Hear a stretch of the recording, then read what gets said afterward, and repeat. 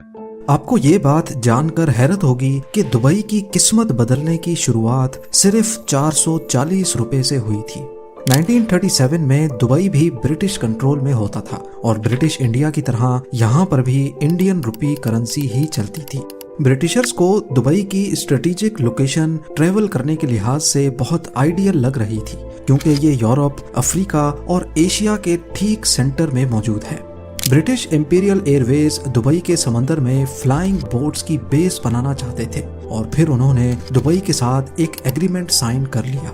Long range empire flying boats UK سے Dubai کے سمندر میں لینڈ کرتی تھیں اور پھر ری فیولنگ کے بعد ان کو برٹش انڈیا اور ایشیا کے دوسرے حصوں میں بھیجا جاتا تھا۔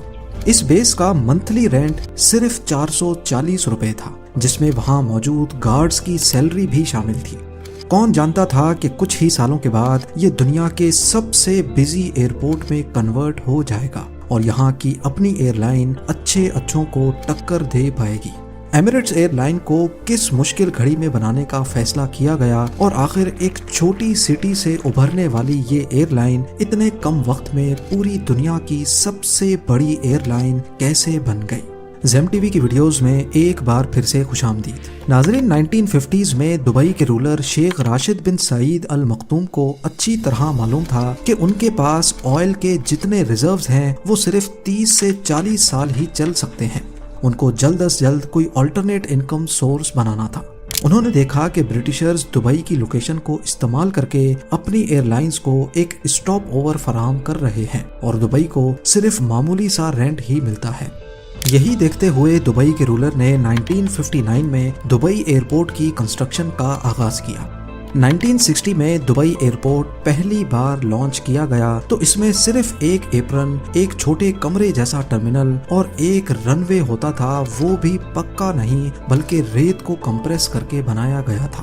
اس رن وے پر صرف چھوٹے ڈاگلس DC-3 جیسے ایئر کرافٹس ہی لینڈ کر سکتے تھے۔ 1965 میں پراپر میٹل رن وے بنوانے کے بعد دبئی ایئرپورٹ پر لینڈ کرنے والا پہلا jet aircraft middle east airlines کا کومیٹ تھا۔ ہر گزرتے سال دبئی کے رولر ایئرپورٹ میں نئی اور لیٹسٹ فیسلٹیز لانچ کروانے لگے۔ 1969 میں یہاں 9 ایئر لائنز کام کر رہی تھیں جو 20 ڈیسٹینیشنز آفر کرتی تھیں اور 1980 میں دبئی ایک انٹرنیشنل اسٹاپ اوور بن کر ابھرنے لگا، جہاں Air India, Cathay Pacific, Singapore Airlines اور ملیشین ایئر لائنز جیسے نام ری فیولنگ کرنے کے لیے رکتے تھے۔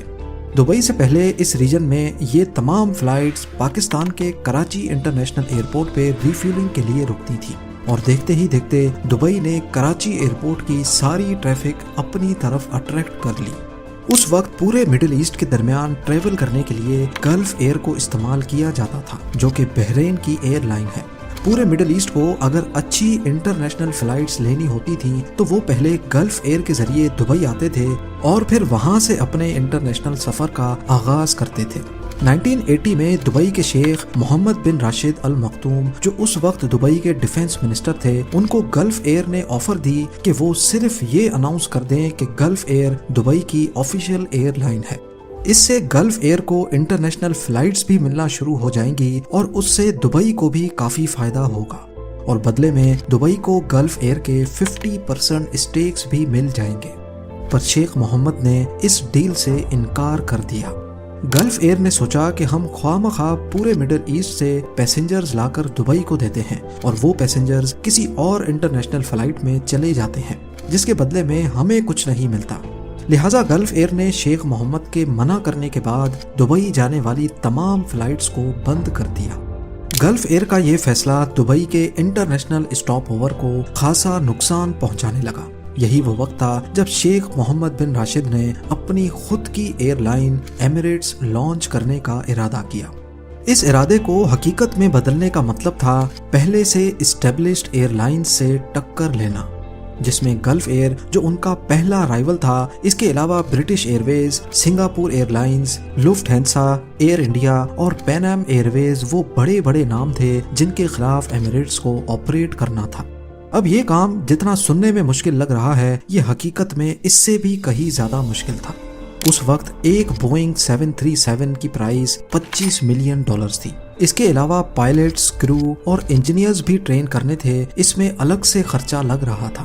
یعنی کل ملا کر دبئی کو ایک نئی ایئر لائن پر کم سے کم 6 سے 7 کروڑ ڈالرز خرچ کرنا پڑ رہے تھے، اور اس کے بعد بھی کیا پتا ایئر لائن چلے یا نہیں۔ یہاں پر دبئی کے شیخ نے اسمارٹلی کھیلا اور پاکستان سے مدد مانگی۔ Pakistan international air line PIA نے دبئی کو 2 بوئنگ 737-300 لیز پہ دیے۔ ان جہازوں پر ایمریٹس کی برانڈنگ کی گئی، جبکہ پائلٹس، کرو اور انجینئرز سب کچھ PIA کا تھا۔ ان پلینز کو چلایا تو ایمریٹس کے نام پہ جاتا تھا، لیکن مینجمنٹ ساری PIA کی تھی، اور اس کام کے بدلے میں دبئی کے شیخ نے PIA کو 1 کروڑ ڈالرز ادا کیے۔ یعنی جو کام 7 کروڑ ڈالرز میں ہونا تھا وہی اب 1 میں ہو گیا۔ ایمریٹس کی پہلی فلائٹ 25 اکتوبر 1985 کو دبئی سے کراچی تک گئی۔ اس کے بعد ممبئی، دہلی، کولمبو، عمان اور کائرو جیسی ڈیسٹینیشنز کو بھی شامل کیا گیا۔ ایمریٹس کے پہلے ہی سال میں 2,60,000 پیسنجرز نے سفر کیا، اور اسی ایک سال کے دوران شروعاتی 1 کروڑ ڈالر کی انویسٹمنٹ باہر نکل آئی۔ 1987 میں جب ایمریٹس نے خود کے ایئر پلینز خرید لیے تو PIA کو ان کے پلینز واپس کر دیے گئے۔ 1990s کی شروعات میں گلف وار کے دوران جہاں باقی تمام ایئر لائنز نے مڈل ایسٹ کے آپریشنز بند کر دیے تھے، وہیں ایمریٹس یہ موقع اپنے ہاتھ سے نہیں گنوانا چاہتی تھی۔ گلف وار کے آخری 10 دنوں میں مڈل ایسٹ یا عرب کنٹریز کے درمیان اگر کوئی ایئر لائن آپریٹ کر رہی تھی تو وہ کوئی اور نہیں بلکہ ایمریٹس ہی تھی۔ اس دوران ایمریٹس نے ان پیسنجرز کو بھی ٹارگٹ کیا جو نارملی کمپٹیٹر ایئر لائنز کو استعمال کیا کرتے تھے۔ نئے پیسنجرز نے ایمریٹس میں وہ فیسلٹیز بھی پائیں جس کے لیے دوسری ایئر لائنز ایکسٹرا چارج کرتی تھی، جیسا کہ personal entertainment system, luxury cabins اور بہترین ڈائننگ۔ یہ چانس ایمریٹس کو ترقی کی نئی اونچائیوں تک لے گیا، اور بعد میں لائل پیسنجرز کے لیے ایمریٹس نے اسکائی وارز پروگرام بھی لانچ کیا۔ اب انٹرنیشنل پیسنجرز کے ساتھ ساتھ دبئی کی بڑھتی ہوئی پاپولیرٹی نے بھی ایمریٹس ایئر لائن کی سکسیس کو نیکسٹ لیول تک پہنچا دیا۔ بلکہ یہ بھی کہہ سکتے ہیں کہ دبئی کی پاپولیرٹی کے پیچھے بھی کافی حد تک ایمریٹس کا ہی ہاتھ رہا ہے۔ وہ ایسے کہ دنیا میں سب سے زیادہ استعمال ہونے والا flight route Europe to south east Asia اور آسٹریلیا ہے۔ اگر یورپ ٹو آسٹریلیا کی ایگزامپل لی جائے تو یہ ایک دوسرے سے 14,800 کلومیٹرز دور ہیں۔ یہ اتنا بڑا ڈسٹینس کوئی بھی ڈائریکٹ فلائٹ کور نہیں کر سکتی۔ اس میں زیادہ تر فلائٹس کو کہیں نہ کہیں ری فیولنگ کے لیے اسٹاپ لینا پڑتا ہے۔ اس روٹ پر سب سے زیادہ فائدہ ایمریٹس ایئر لائنز کو ہوتا ہے، کیونکہ ایمریٹس نے اپنا ہب دبئی انٹرنیشنل ایئرپورٹ کو بنایا ہوا ہے۔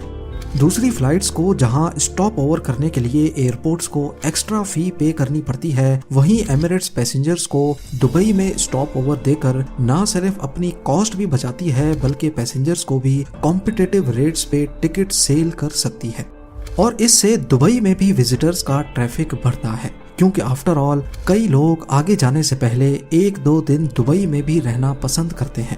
اس کے علاوہ پلین کا فیول ٹینک اگر فل ہوتا ہے تو پلین کی فیول ایفیشنسی کم ہو جاتی ہے، کیونکہ ایکسٹرا فیول کا مطلب ہے ایکسٹرا ویٹ، اور ایکسٹرا ویٹ کی وجہ سے پلین کے انجنز کو زیادہ تھرسٹ پروڈیوس کرنا پڑتا ہے، جس کے نتیجے میں زیادہ فیول کنزیوم ہوتا ہے۔ ایمریٹس ایئر لائن کا ہب کیونکہ یورپ، ایشیا اور افریقہ کے سینٹر میں ہے، اسی وجہ سے وہ اپنے پلین کے ٹینکس فل نہیں کرتے تاکہ زیادہ اچھی فیول ایوریج مل پائے۔ اس طرح وہ پیسنجرز کو دبئی میں ایکسٹرا 1 گھنٹے کا اسٹاپ دے کر فیول کی مد میں کافی پیسے بھی بچا لیتے ہیں۔ اس کے برعکس دوسری ایئر لائنز اگر دبئی میں اسٹاپ اوور کاسٹ بچانے کی کوشش کرتی ہیں تو ان کو پلین میں ایکسٹرا فیول ڈالنا پڑتا ہے، جس سے ان کی اکنامکس بگڑ جاتی ہے۔ ایمریٹس کی سکسیس کے پیچھے صرف ان کی مارکیٹنگ اور لاجواب سروس ہی نہیں بلکہ ایک ایسی اسٹریٹجی بھی ہے جس کو انہوں نے کئی سالوں تک دنیا سے چھپائے رکھا۔ ایئر بس A380 آج دنیا کا سب سے بڑا کمرشل جیٹ ہے۔ ایک وقت میں یہ 850 پیسنجرز آسانی سے بورڈ کر لیتا ہے، پر حیرت کی بات یہ ہے کہ زیادہ تر ایئر لائنز جو ایئر بس A380 استعمال کر رہی ہیں وہ اس جائنٹ سے پروفٹ نہیں کما رہی۔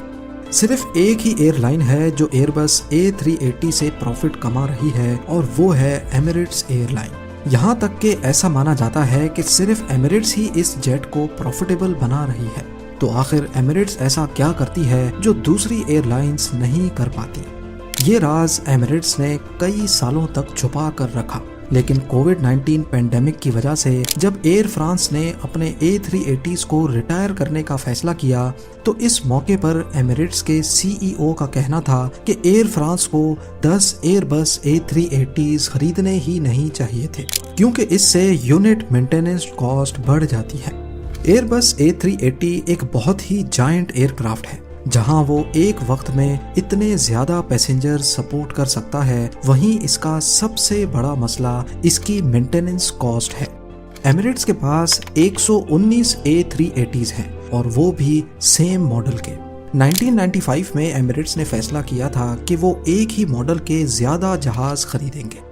آج ایئر بس A380 کی قیمت $450 ملین ہے، جو کہ دنیا کا سب سے مہنگا کمرشل جیٹ ہے، لیکن ایک ساتھ زیادہ جہاز خریدنے سے ڈسکاؤنٹ بھی زیادہ ملتا ہے۔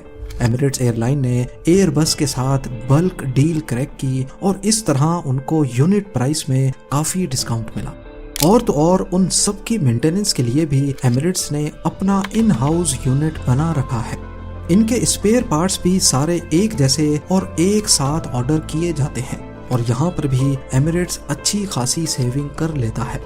اس کے برعکس اگر دوسری ایئر لائنز کو دیکھا جائے تو زیادہ تر کے پاس الگ الگ جیٹ ماڈلز ہیں، اور اسی ڈیفرنس کی وجہ سے وہ مینٹیننس تھرڈ پارٹی آپریٹر سے کرواتے ہیں، جس کا مطلب ہے کہ وہ ایکسٹرا خرچ کرتے ہیں۔ آج ایمریٹس دنیا کا سب سے بڑا نہ صرف ایئر بس A380 کا آپریٹر ہے، بلکہ بوئنگ 777 کی کلیکشن میں بھی پہلے نمبر پہ آتا ہے۔ ایمریٹس کے پاس 119 A380s اور 148 بوئنگ 777 ہیں، یہاں تک کہ ایئر بس A380 کے جتنے بھی یونٹس دنیا میں موجود ہیں ان کا 50% صرف ایمریٹس آپریٹ کرتا ہے۔ یہ مڈل ایسٹ کی سب سے بڑی پیسنجر پر کلومیٹر کے حساب سے دنیا کی چوتھی اور ٹن کلومیٹر کے حساب سے دنیا کی دوسری بڑی ایئر لائن کہلائی جاتی ہے۔ 1998 سے لے کر آج تک 4000 ارب پیسنجرز ایمریٹس کو استعمال کر چکے ہیں، اور اسی پیریڈ کے دوران ایمریٹس 3.5 کروڑ ٹن کا کارگو ڈیلیور کر چکا ہے۔ یہ دنیا کی واحد ایئر لائن ہے جو اپنی ہسٹری میں کبھی بھی گھاٹے میں نہیں گئی۔ دیکھا جائے تو ہر سال انہوں نے 260 کروڑ درہم یا پھر 5900 کروڑ روپے کا ایوریج پروفٹ ریکارڈ کیا ہے، اور اس کا سب سے بڑا کریڈٹ کسی اور کو نہیں بلکہ دبئی کے رولر شیخ محمد بن راشد ال مخدوم کو ہی جاتا ہے۔ امید ہے زیم ٹی وی کی یہ ویڈیو بھی آپ لوگ بھرپور لائک اور شیئر کریں گے۔ آپ لوگوں کے پیار بھرے کامنٹس کا بے حد شکریہ۔ ملتے ہیں اگلی شاندار ویڈیو میں۔